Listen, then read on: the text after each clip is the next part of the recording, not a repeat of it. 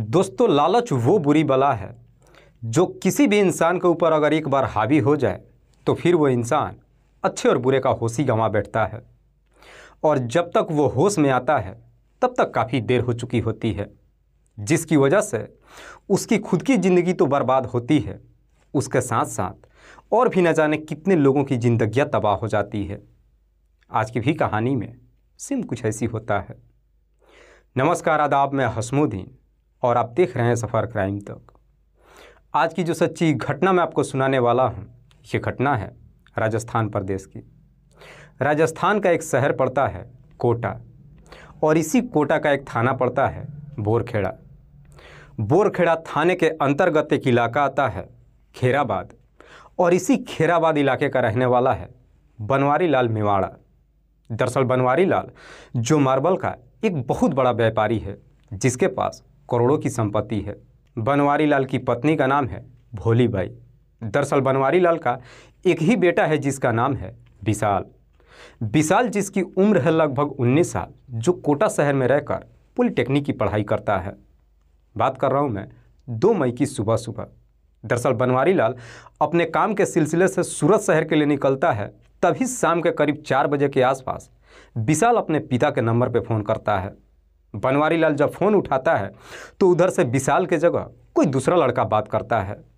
वो लड़का बनवारी लाल को धमकी देते हुए कहता है कि दरअसल तुम्हारा बेटा विशाल मेरे कब्जे में है, मैंने उसका अपहरण कर लिया है। अगर तुम अपने बेटे को सही सलामत चाहते हो तो 15 लाख रुपयों का इंतज़ाम कर दो, और याद रखना, अगर तुम पुलिस के पास गए और पैसों का इंतज़ाम नहीं किए तो मैं तुम्हारे बेटे को जान से मार दूंगा। इससे पहले कि बनवारी लाल उससे कुछ और सवाल कर पाता, वो लड़का उधर से फ़ोन कट कर देता है। बनवारी लाल जब अपने बेटे के नंबर पर फ़ोन करता है तो नंबर भी स्विच ऑफ बताने लगता है। पर जैसे ही 15 मिनट का और समय गुजरता है, फिर से दोबारा बनवारी लाल के नंबर पर फ़ोन आता है, और फ़ोन करने वाला लड़का बनवारी लाल से कहता है कि वो 15 लाख रुपया तुम जितना जल्द हो सके इंतज़ाम कर दो। पैसा तुम्हें कहाँ पे ला करके देना है मैं शाम को 4 बजे तुम्हें बताऊँगा, और फिर से फ़ोन रख देता है। बनवारी लाल को लगता है कि शायद उसका बेटा उससे मजाक कर रहा है, इसीलिए बनवारी लाल अपनी पत्नी के पास फ़ोन करता है और सारी बात बताता है। साथ ही साथ अपनी पत्नी से कहता है कि तुम अपने भाई दिनेश के नंबर पे फ़ोन करो और उससे बोलो जा करके विशाल के कमरे पे देखे कि विशाल अपने कमरा पे है कि नहीं। दरअसल भोली बाई का भाई दिनेश जो कोटा शहर में ही रहता है। भोली बाई जब ये सारी बातें अपने भाई दिनेश से बताती, उसके बाद से दिनेश भी विशाल के कमरे पे जाता है। लेकिन दिनेश जब अपने भांजे विशाल के कमरे पे जाता है तो मालूम चलता है कि विशाल अपने कमरे पे नहीं है। उसके रूम पार्टनर मनोज मीना से जब पूछताछ करता है तो मनोज भी कहता है कि जब मैं कोचिंग से घर पे आया था विशाल यहाँ पे मौजूद नहीं था। उसके बाद से दिनेश अपनी बहन के नंबर पे फ़ोन करता है और सारी बात बताते हुए कहता है कि तुम तुरंत थाने में जाओ और जाकर पुलिस से कंप्लेन करो। दिनेश जब अपनी बहन को थाने में जाने के लिए कहता है, उसके बाद से भोली बाई भी शाम के करीब 7 बजे के आसपास इसी बोरखेड़ा थाने में जाती है और रोते हुए सारी बात पुलिस को बताती है।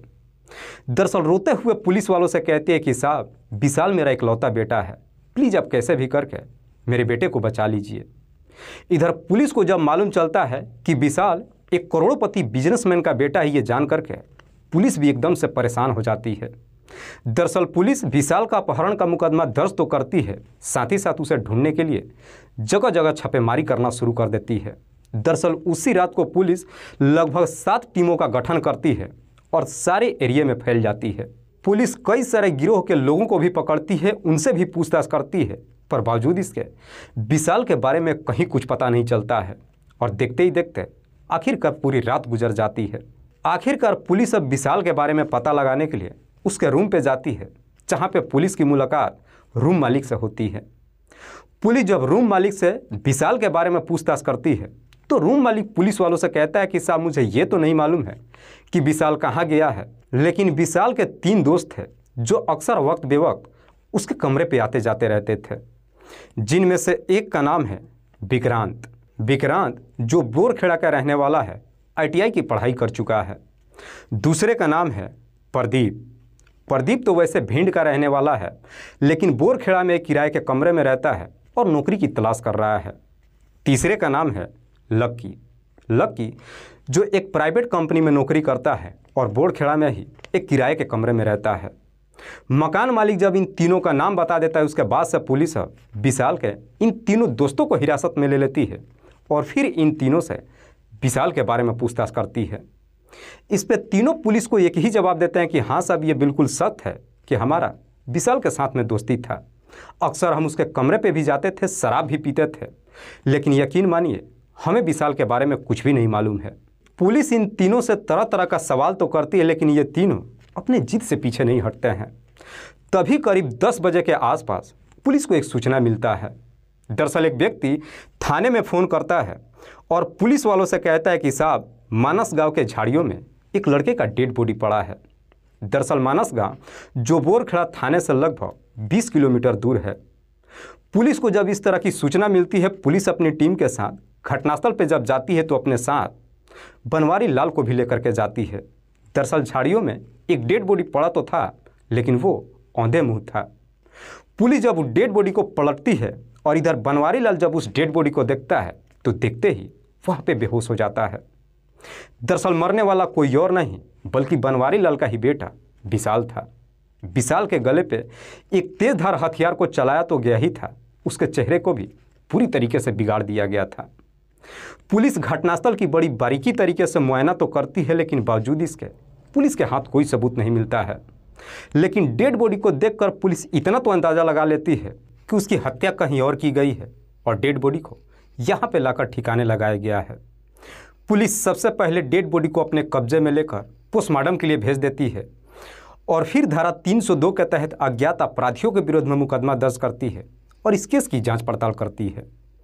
दरअसल इधर पोस्टमार्टम हो जाती है, उसके बाद से पुलिस डेड बॉडी को बनवारी लाल के हवाले कर देती है और फिर अपराधियों तक पहुंचने के लिए पुलिस सबसे पहले विशाल के मोबाइल नंबर का कॉल डिटेल्स निकालती है। तो मालूम चलता है कि 2 मई को आखिरी बार विशाल के नंबर से एक फ़ोन आया था।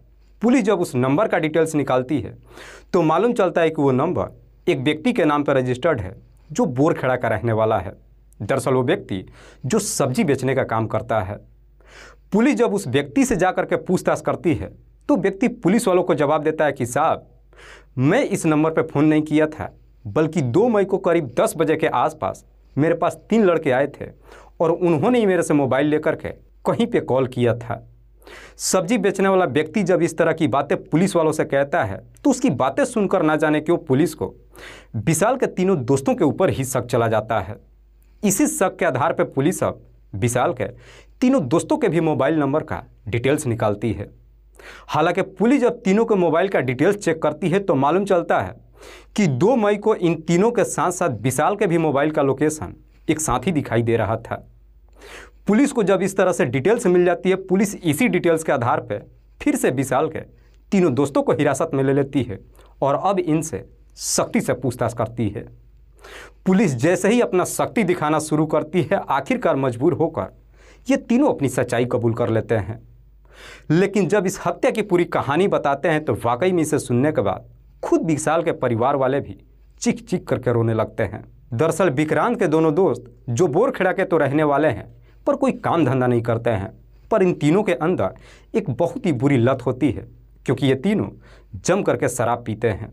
हालांकि इन तीनों के पास जब पैसा नहीं होता है तो छोटी मोटी चोरियां भी करने लगते हैं।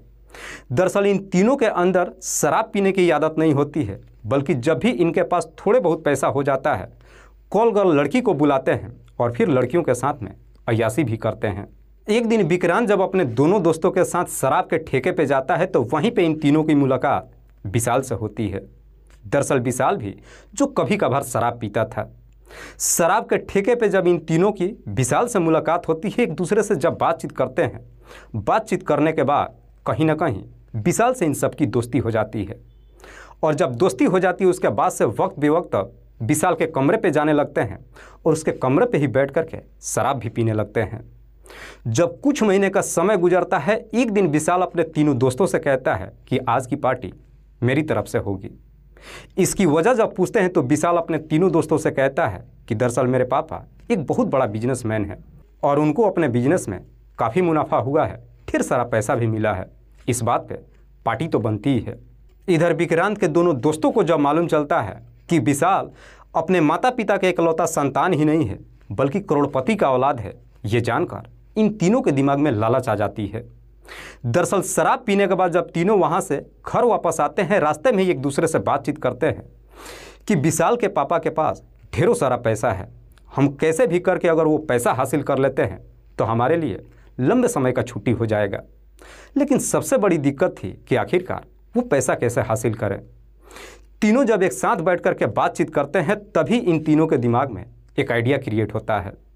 दरअसल विक्रांत अपने दोनों दोस्तों से कहता है कि क्यों ना हम विशाल का अपहरण कर लेते हैं और फिर उसके पिता से 15 लाख रुपये का डिमांड करते हैं।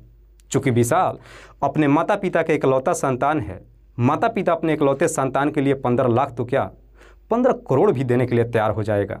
यही सोच करके तीनों एक प्लान बनाते हैं और इसी प्लान के तहत सबसे पहले 2 मई को सुबह के करीब 10 बजे के आसपास बोरखेड़ा मार्केट में जाते हैं और एक सब्जी वाले से झूठ बोल करके मोबाइल ले लेते हैं और उसी मोबाइल से विशाल के नंबर पर फ़ोन करते हैं और कहते हैं कि आज पार्टी करने का मन कर रहा है, लेकिन पार्टी आज हम बाहर करेंगे और ये पार्टी भी हमारी तरफ से होगी। बाहर जाकर जब पार्टी करने के लिए कहते हैं, विशाल भी इसके लिए तैयार हो जाता है और फिर इनके बुलाए हुए जगह पे पहुंच जाता है। उसके बाद से ये तीनों विशाल को लेकर के रामराजपुरा के एक खेत में जाते हैं और अपने साथ ढेरों सारी शराब भी खरीद कर ले जाते हैं।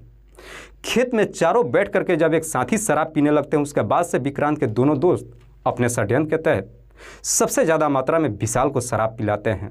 विशाल जब शराब पीकर काफ़ी नशे में चूर हो जाता है, उसके बाद से 4 बजे के आसपास विक्रांत खुद विशाल के ही मोबाइल लेकर के उसके पिता बनवारी लाल के नंबर पर फ़ोन करता है और बनवारी लाल को धमकी देते हुए कहता है कि दरअसल तुम्हारा बेटा मेरे कब्जे में है, मैंने उसका अपहरण कर लिया है और अगर तुम अपने बेटे को सही सलामत चाहते हो तो 15 लाख रुपये का इंतजाम कर दो, वरना मैं तुम्हारे बेटे को जान से मार दूंगा। और इतनी सी बात कहने के बाद फ़ोन कट कर देता है। फ़ोन तो रख देता है, लेकिन इन तीनों को अब ये डर सताने लगता है कि कहीं बनवारी लाल थाने में चला गया और इस बात की जानकारी पुलिस को मालूम चल गया तो हम पकड़े जाएंगे।